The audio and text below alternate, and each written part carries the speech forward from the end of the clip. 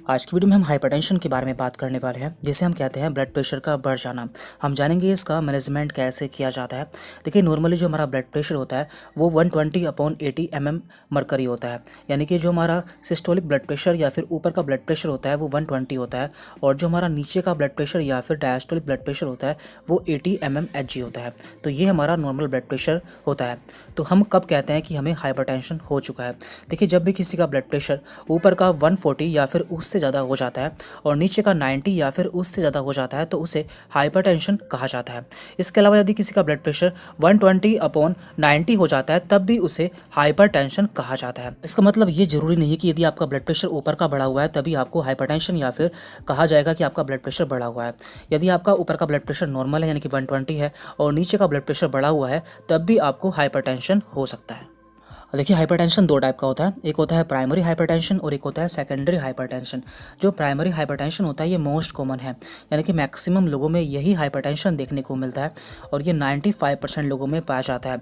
जबकि secondary hypertension बहुत ही less common है और केवल 5% लोगों में ये देखने को मिलता है। जो प्राइमरी हाइपरटेंशन है उसका जो कोज है वो अननोन है, यानी कि इसका जो सही कारण है वो अभी तक हमें पता नहीं चला है। फिर भी इसके कुछ कारण इस प्रकार हैं, जैसे कि जेनेटिक, ओबेसिटी और हाई सॉल्ट इनटेक, यानी कि कभी कभी ये जेनेटिक होता है और ऐसे लोग जो कि मोटे होते हैं तो उनमें भी हो जाता है, या फिर जो ज़्यादा नमक खाते हैं तो उनमें भी प्राइमरी हाइपरटेंशन हो सकता है। अब बात करते हैं सेकेंडरी हाइपरटेंशन की। तो इसके कारण है ड्यू टू रीनल डिसीज़। यदि किसी को किडनी की समस्या या फिर किडनी की बीमारी होती है तो उसे सेकेंडरी हाइपरटेंशन हो सकता है।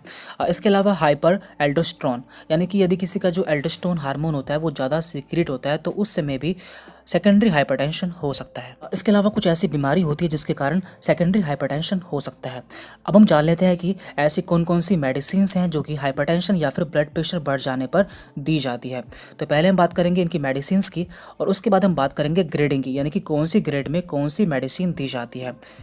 जब किसी का ब्लड प्रेशर बढ़ जाता है तो डॉक्टर्स द्वारा सबसे ज़्यादा ये 4 तरह की दवाएं दी जाती हैं। तो यहाँ पर 4 क्लास हैं जिनकी रेट्रिक है ABCD।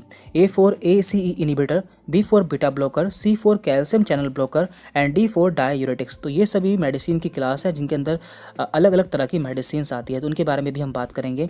इनमें से ACE इनिबिटर और बीटा ब्लॉकर ऐसी दवाइयाँ हैं जो कि यंग पेशेंट्स में सबसे ज़्यादा इस्तेमाल की जाती है, यानी कि ऐसे लोग जो कि जवान होते हैं या फिर बच्चे होते हैं तो उनमें ये दवाई इस्तेमाल की जाती है। इसके अलावा calcium channel blocker and diuretics ऐसी दवाएं हैं जो कि ओल्ड पेशेंट्स या फिर बूढ़े लोगों में ज़्यादा इस्तेमाल की जाती है। अब हम इन मेडिसिन के बारे में बात कर लेते हैं जो कि सबसे ज़्यादा इस्तेमाल की जाती है। तो पहले हम बात करते हैं ACE इनिबिटर के बारे में। तो इसमें आती हैं लिसिनोप्रिल, रैमीप्रिल, इनालाप्रिल, यानी कि जिन भी मेडिसिन के लास्ट में प्रिल देखने को मिलता है वो सभी ACE इनिबिटर होती हैं और हाइपरटेंशन के केस में यूज़ की जाती है। और कौन सी मेडिसिन कब देनी होती है या फिर कौन सी ग्रेड के हाइपरटेंशन में देनी होती है इसके बारे में हम आगे बात करेंगे। इनमें से जो लिसिनोप्रिल है उसका एक बहुत ही अच्छा ब्रांड नेम है इनासे। इसके अलावा रैमीप्रिल का बहुत ही अच्छा एग्जाम्पल है रैमीप्रेस। इसके बाद यहाँ पर दूसरी क्लास है बीटा ब्लॉकर। तो इसके अंतर्गत आती हैं एटिनोलोल, प्रोपेनोलोल एंड बिसोप्रोलोल। तो इन सभी के लास्ट में आया है ओलोल। तो ये सभी बीटा ब्लॉकर होती हैं जो कि हाइपरटेंशन के लिए इस्तेमाल की जाती हैं, जिसमें से एटिनोलोल का एक बहुत ही अच्छा एग्जाम्पल है टेनोरमाइन। इसके बाद यहाँ पर तीसरी क्लास है कैल्शियम चैनल ब्लॉकर। तो ये भी ऐसी दवाएं होती हैं जो कि ब्लड प्रेशर बढ़ जाने पर दी जाती हैं। तो इसके एग्जाम्पल्स है एम्लोडिपाइन, निफेडिपाइन एंड निसोल्डिपाइन। तो इन सभी के लास्ट में आया है डिपाइन। तो जब भी आपको डिपाइन वर्ड देखने को मिलता है तो आप समझ सकते हैं कि ये कैल्शियम चैनल ब्लॉकर है जो कि हाइपरटेंशन के लिए इस्तेमाल की जाती है। इनमें से एम्लोडिपाइन का एक बहुत ही अच्छा एग्जाम्पल या फिर ब्रांड नेम है एम्लोप्रेस। और लास्ट है यहाँ पर डाययूरेटिक्स। ये ऐसी दवाएं होती हैं जो कि हमारे यूरिनेशन या फिर हमारे पेशाब को बढ़ा देती है, जिससे हमारा ब्लड प्रेशर कम हो जाता है। और इसके अंदर आती हैं थायाजाइड। तो थायाजाइड भी कई प्रकार की होती है जिसके बारे में हम आगे बात करेंगे। और ये सभी ऐसी मेडिसिन्स हैं जो कि पेशेंट की कंडीशन और उसकी स्टेज को देखकर दी जाती है।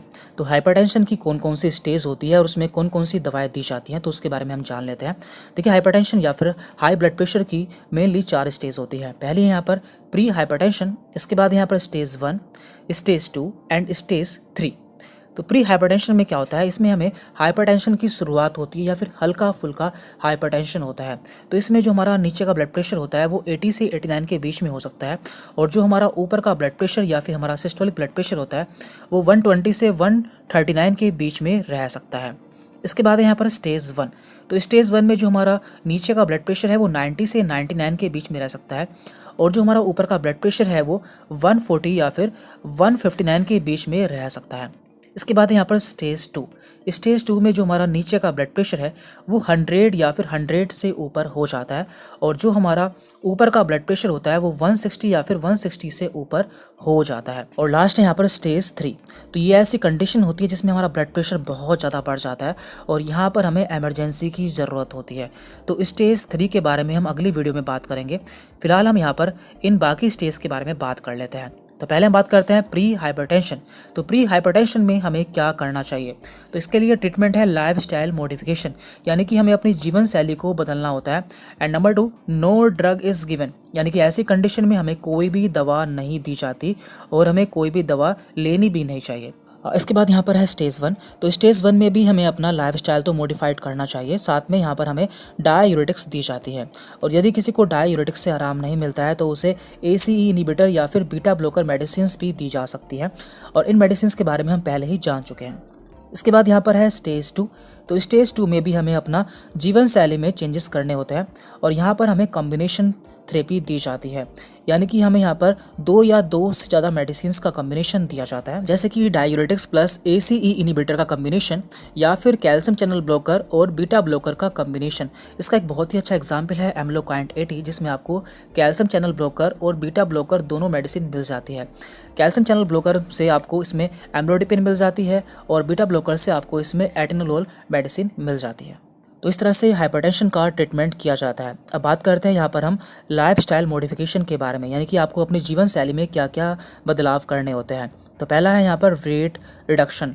यदि आपका वेट बढ़ा हुआ है तो आपको अपना वेट कम करना होता है। यदि आप अपना वेट 10 किलो कम कर लेते हैं तो आपका जो ब्लड प्रेशर है वो 10 mm मरकरी तक कम हो सकता है, या फिर आप उसे 10 पॉइंट तक घटा सकते हैं। नंबर 2 यहाँ पर है dash eating, diet approaches to stop HI।